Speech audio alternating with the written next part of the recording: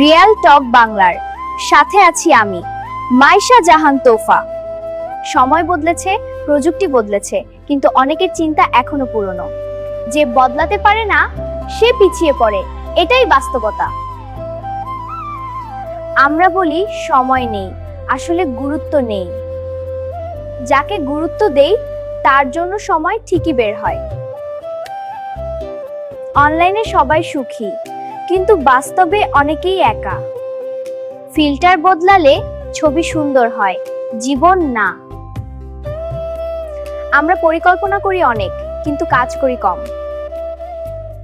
সফলতা কথা শোনে না, চেষ্টা দেখে, আর এটাই বাস্তব। সত্য কথা তিতা লাগে, কারণ এটা আয়নার মতো পরিষ্কার।